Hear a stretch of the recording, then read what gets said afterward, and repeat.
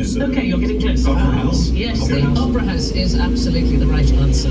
Why did you say that? It's 200 metres from the Sydney Harbour Bridge. Yeah, really. exactly. And you said that it's close when you said. Yeah. So there was a Greek migrant who arrived in Sydney in 1964, Steve Tsouklalis, and he loved the building immediately. So it was being built. He immediately decided he wanted to work there. He's still working there. He's the longest-serving employee, and he was inspired by his own Greek heritage. So he said, olive oil for the Greeks means a lot of things. The Greeks used olive oil in the Olympic Games to rub on the body. Olive oil protects from the sun, and he decided that the building needed to be rubbed in olive oil. The fact is, it doesn't protect you from the sun at all, but it stops the railings and the door frames and the windows from getting rusty. And he's still working there more than 50 years later. And does it not deter people from clambering on it, I imagine, as well? You slide off because of the olive oil, I yes. imagine, yes. I love the design of it. I think the design of it is extraordinary. Apparently, the Danish architect, Jan Utzon, he got the idea when he was peeling an orange. It's the segments of an orange, and the 14 shells, if you put them together, would make a perfect sphere. And what I love about the story is his design was recovered from a reject pile. It was a competition, and he got £5,000 for winning the competition. He got £5,000 and a lot of grief, unfortunately. Yes, it didn't go well, did it? No, they ran out of money, and then they didn't want to do his inside design, so he was very, very unhappy, and that's not a very funny story. No. But anyway, thanks to Australia for treating a Dane so well. So anyway, okay. There are lots of different ways of cleaning buildings. So York Minster found that covering the building in a paint made from olive oil can also help to protect it from rain damage. So one of the components of olive oil is an acid that reacts with limestone surfaces, and it creates a barrier and stops water getting into the stone itself. So actually it is a wonderful thing. It's a panacea. Well, with his neighbour once, he hated squirrels, and he painted all the trees with anti-climb paint. Which was, obviously, I don't know whether that's cruel or what, I don't know, but it was hilarious to watch. The cat would chase the squirrel would go, hey, I'm out of here. If he caught them, he'd drown them in a barrel. That's right. That's the sort of the darker element of it. Of his squirrel hatred. You live next door to a psycho. And that's okay, you're allowed to do that. You're allowed to do that, in fact, you're encouraged to do it. Don't tell people that you're not allowed to do that. Please do not do this at home. We had a fox in the garden, and it was injured. It was not going to make it, and the kindest thing to do was to, Put it out on the put it. A40. Actually, yes. Tied to some railway tracks. No, what we did was I had to, finish it off, and not in that way, obviously. It's gonna die. It's going to die. Well, I thought I'd better do it. When you do that, is that a guitar with or a mic stand? the Flying V guitar. And I thought, I hope nobody's watching this, because that's not a good look, is it? Animal lover, Bill Bailey, by day and by night. Aren't you supposed to put them at the back of put the exhaust on? If an animal's injured, put the exhaust on and kill it with the fumes from the back of the car. Is that not a thing? In the barrel suddenly sounds so far the most humane. Fuck the animal suicide. Fox smell of the paw print at the end. Couldn't go on. Untap the exhaust, yeah, that's it. Now, what you do, you hang it from a beam, you turn a chair you over, see. and you put a puddle there as if there'd once been a block of ice. With an electric fire. Or you just ring up Bill. Just pop it in. I've got a taste for it now. 10 seconds. There are other things you can do with I can't believe I'm saying this. Other things you can do with olive oil. Well, in Turkey, oil wrestling is the national sport.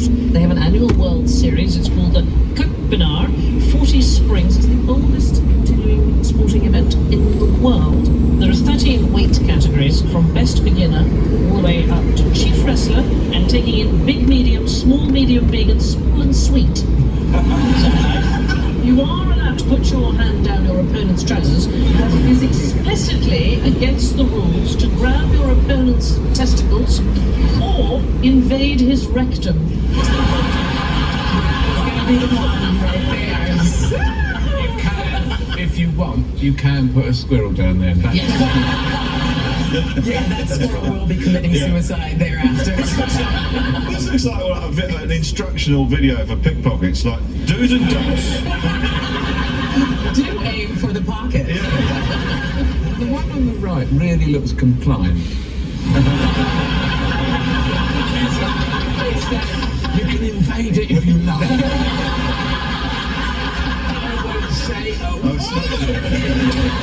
It's not an invasion if I invite you. Right, moving on. What did the Romans think the Britons had ever done for them? I'm going to give you a clue. It begins with O. Orienteering.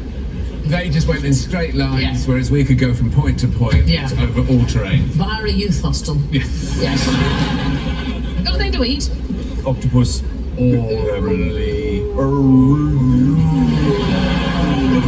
Ovaltine. Oysters. Oysters.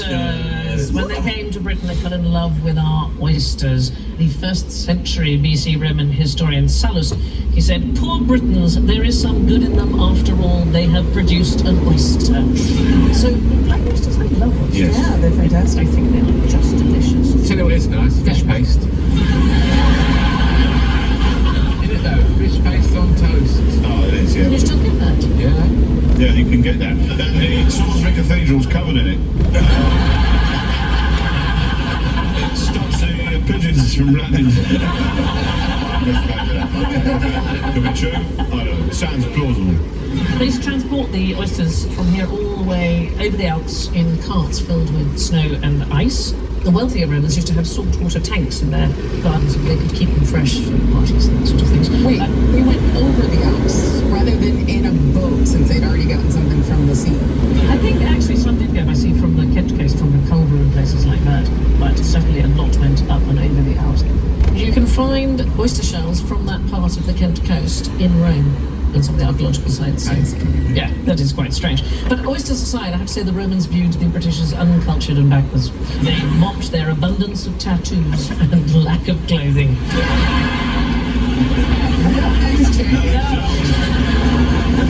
The 2nd century historian Herodian, he reported the reason they didn't wear clothes was to show off their tattoos. Oysters have been very popular in this country for a long time. There's a horrible story of William Thackeray. He tried one the size of a dinner plate when he was in New York in 1852, and he described it like swallowing a live baby. In the 19th century, London was plagued by a man called Dander, the celebrated oyster glutton. This man was constantly sent to prison for overeating oysters and not paying the bill. And he became a sort of folk hero. And every time he left prison, he went back out and immediately started eating oysters again, not paying for them, and then back in again. There's a wonderful story about him leaving Brixton prison, still in the prison guard. He eats 13 dozen oysters and washes it down with 5 bottles of ginger beer because he was troubled with wind in the stomach. You'd think he'd eat a quieter food if he'd been thrown in jail. It's all that slurping. Yeah. Eat marshmallows. Yes, something. Yeah. He once ate 240 oysters in one sitting. That is Audible gasps. Yes. Is it an aphrodisiac? It is an aphrodisiac. Casanova had 60 oysters for breakfast every day. That was his thing. And they'd done studies on this, and it's rich in rare amino acids which can trigger increased levels of sex hormones. So yes, it is. Your breath. I mean, you wouldn't want to have sex with that person. They'd eaten 240 oysters. And also, they're not a shot. Kicking around. Yeah, a bit of liquor. I once lacerated my hand quite badly trying to open an oyster shell. I was trying to decide if that was the most middle-class injury you could possibly. And then I got my finger stuck in the ladies' lavatory at the Dorchester, and I thought, no, that's quite bad. The most middle-class injury would be passing the port the wrong way and then realising it halfway through and getting a crick in your head. That is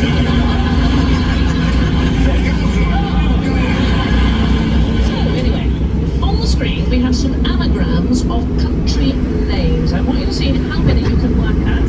You've got just a few seconds. Write them down, please. What are we working outside? Countries. Country. Oh, I see. Anagrams of. Well, I've got the first two. After that, I'm in trouble. Okay. Who got 4?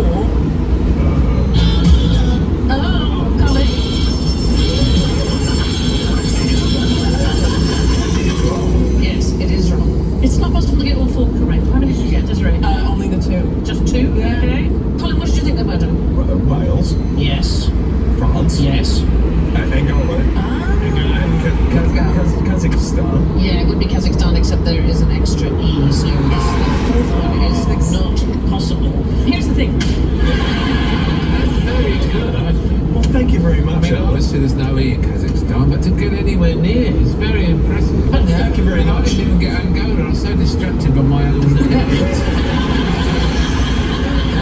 We're just celebrating the fact that you saw your name in big letters. Well, it's not a good thing that you thought you'd got all four right, because what they now know is that you are more likely to act immorally if you spend time abroad. Yes, I just thought that I was right, but, Yeah. but I wasn't, so I didn't actually purposely lie. No. So they did a study of this. They got people to solve anagrams. And what they've discovered is that people who spend time abroad are more likely to say that they've done something correctly. 48% of people spend a year in a foreign country and cheated on the test, compared with 30% of the others.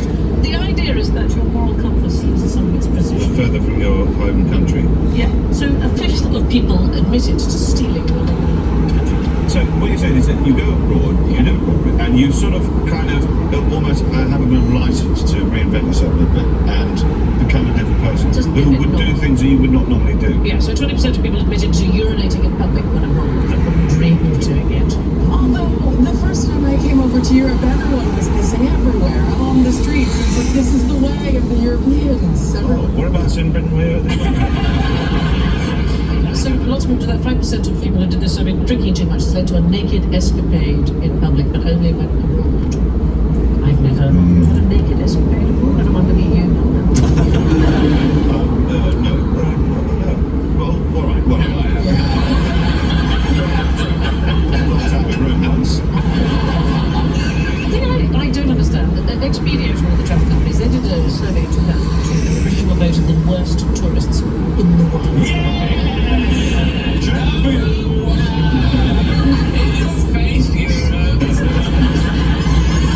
Because your liquor laws make everything close at midnight, and then you go to these other places where you can drink until 4 a.m. You don't know how to pace or control yourself. It's like, let's, like everywhere. We're like, really, it's okay. Like there's more to drink tomorrow.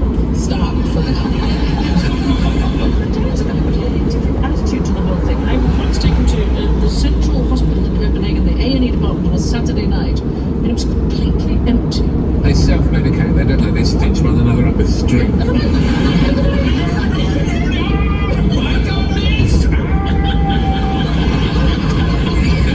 I said to the nurse, I said, where are all the drunks? And she said, if people are drunk, they should go home.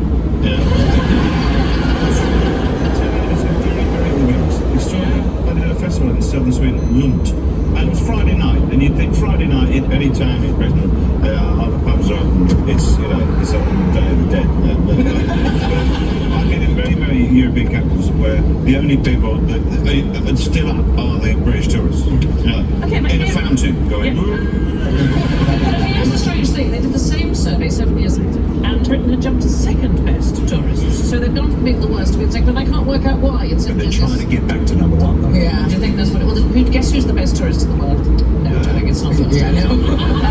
Japanese, yeah, absolutely. The most polite, quietest, cleanest, least likely to complain. Yeah. And by the way, as far as alcohol is concerned, Australia, we never touch the stuff. Never touch your shitty lager, that's...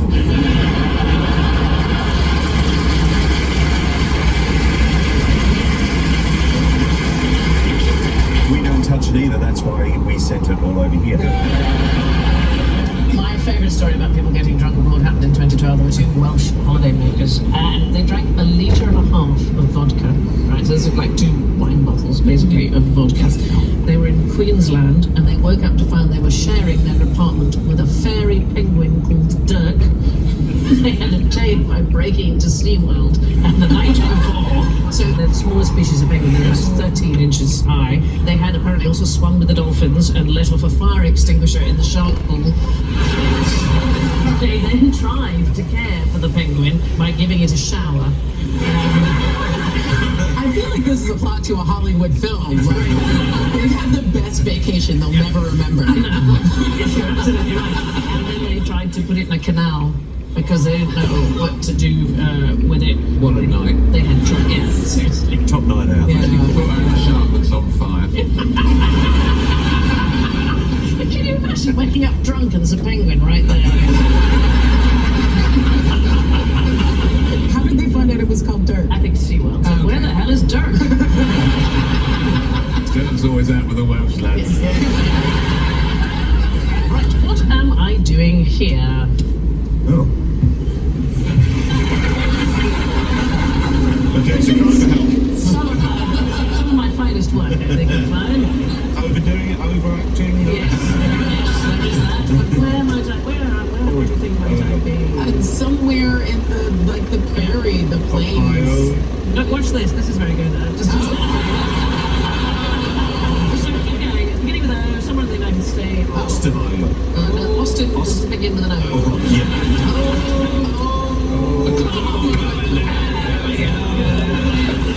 So when Oklahoma was opened up to American settlers, you could claim your favourite plot of land by just standing on it, waving your hat in the air and shouting hurrah. So in 1889, President Benjamin Harrison declared 2 million acres of Indian territory, so that's the future Oklahoma, to be available to white settlers, and they did it on one day, April the 27th. 50,000 Americans set up tents along the border, and then they galloped. Apart from the bloke and the village people who were a penny for That's quite careful. So starting gun at midday, and they were called boomers after the sound of the gun, and there were special boomer trains as well, and they weren't allowed to go any faster than the maximum speed of the horse so that nobody could cheat. And then you just stood on the land, you waved your hat and shouted around, you got to a piece of land. Well, how would you have a dispute if two people got to the same piece of land and one was like, whoa, and the other was like, no, whoa? I think in a traditional American way, you get shot. There was another way actually you could claim the land, and you could stand on it and fire a pistol off the other. There's an amazing woman called Nanita Daisy. She's a great legend in the United States for fighting gender discrimination, but she took part in 4 Oklahoma land runs, and she got her first bit of land by jumping off a train, firing a celebratory shot, and getting back on the same train and carrying on to the next piece of land. So, allegedly, she jumped off the cow catcher at the front, whether we don't know if that's true or not, but she's considered a hero in Oklahoma. There is a statue to her in Edmond. How did she jump off the train in those heels? I don't buy it. Yeah. You didn't choose to reenact that. No. Hey, there's a limit to what I'll do for this show, but that's it right there. So as well as boomers, there were also Sooners, and these were people who hid in the Oklahoma Territory before the legal date and time. And because of that, Oklahoma is known as the Sooner State. The name Oklahoma comes from the Choctaw phrase Oklahoma, which literally means red people. The thing I love about the Choctaw people, in 1847 was a great famine in Ireland, and they were so moved to hear about people starving in Ireland that they gathered together $170. So these are a poor people, gathered together what was a huge sum of money at that time. People who'd suffered terribly in their removal from the Indian Territory and sent it to the Irish. Do you think that's what that's incredible? Yeah. Now, we all know who was overpaid, oversexed, and over here, but who was overpaid, undersexed, and over there? Well, these are GIs. We're talking Okay, about. GIs, yeah. But you're saying there was a better women. Yes. Women were left behind way more. They were overpaid, were they? Well, it depends. So during the Second World War, the wives of the American servicemen who'd been sent to fight abroad, they got an allotment. It was known as an allotment, and it was $50 a month for their husband's tour. And if the husband died in battle, they got $10,000 life insurance. And some of the women thought, well, that's a marvellous idea. So they married as many men as they could. So they were bigamists. They were known as allotment Annies. And there's a fabulous story about one of them, Elvira Taylor. She was 17 years old, and she had married 2 men, and she was caught out by the most unbelievably unlucky coincidence. So there were 2 American sailors in a pub. This is not them, this is just us showing 2 American sailors. And they both showed a photograph of their wife to the other. And it turns out she was in fact married to both of them, as well as 4 other sailors. Hashtag role models. And in fact, the practice was considered so widespread that warnings against possible bigamists were printed in every civil notice of every single marriage. There was even a film, Allotment Wives, released about them, and hundreds of women were convicted after the war of having been allotment Annies. Wow, allotment Annies. I know, it's a great phrase, isn't it? It is, yeah. Now, when Americans were first described as overpaid, oversexed, and over here, where was here? I love this picture. Colin, you should do this. Australia is the absolutely right answer. So, This one's like, So the GIs arrived in Australia in December 1941, and a couple of months later they arrived in the UK. So that expression, overpaid, oversexed, and over here, initially was used to refer to them in Australia. But they must have been very sexy to the Australian women. I mean, they were well yes. dressed and well paid. Are you saying that the Americans were attractive, or are you saying that Australia's women were desperate? Or Anytime someone comes over from another place, they're always like, "Ooh, exotic! I like the way you talk. You say what we say, but different." Chap from Birmingham. And letters from Birmingham can be addressed directly to Bill Bailey. Yeah, they're all in Birmingham. It's true that. Hello, all from another country. Don't go. Allotment Annies could make $50 per month per husband, and that's allotment.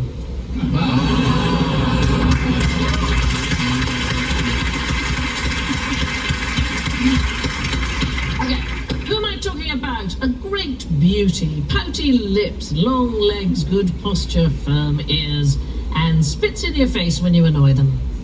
Camel. It is a camel. Yeah. Indeed. Pouty lips? Pouty lips, yes. There you are. Look, they have naturally pouty lips.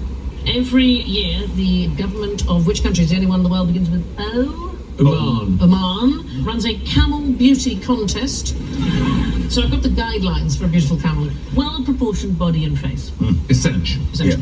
A long garib. Anybody know what the garib is? The penis. Is it their neck thing? It is the area between the hump and the neck. Is Oh, called the garib. okay. Long body, firm ears, pouty lips, broad cheeks, big whiskers, a long straight neck, long straight legs, and fur shimmer. shiny coat. Yeah, and the most important thing is it's got to be large. There are no hybrid breeds, no fur dyeing, colouring, tattooing, that kind of thing. The natural look is what they want. But there are other animal beauty contests, and one of them is held here in the UK. It's an annual tarantula beauty contest. So we are going to have a look to see how beautiful tarantulas are. Please welcome zoologist Mark Amy.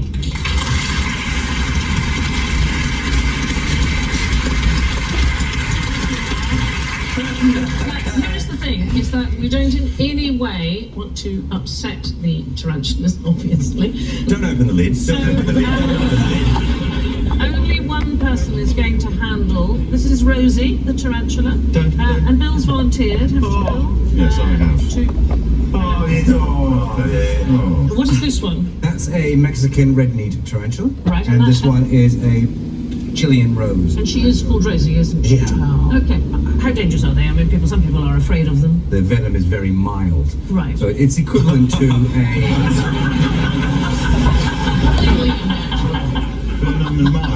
It's similar to bees and wasp stings. So it's a All right. neurotoxin, but it's a low-level neurotoxin. Oh, that's all right. But tell me about like a nettle stick that they can give off from their abdomen. Is that right? Yeah, it's called irrigating. And those hairs are like little javelin spears that go in an upward direction. And they're all barbs. And when they hit something like eyes or skin, they stick in. Well, it comes from the Latin for nettle, so presumably it feels a little bit like a nettle sting. Is Yeah, that it does. And do they mind being handled? No, this one's quite used to it and quite enjoys it.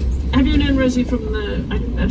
I've had her for over 20 years, but I don't know how long they'll live. She could live another Very 10, 20 sweet. years. Yeah. But the boys reach sexual maturity and then what? Oh, then they're pretty doomed. Right. They stop feeding, and their whole purpose in life is to try and find females. Yes. And then they'll usually die of starvation. If not, the last female that they mate with generally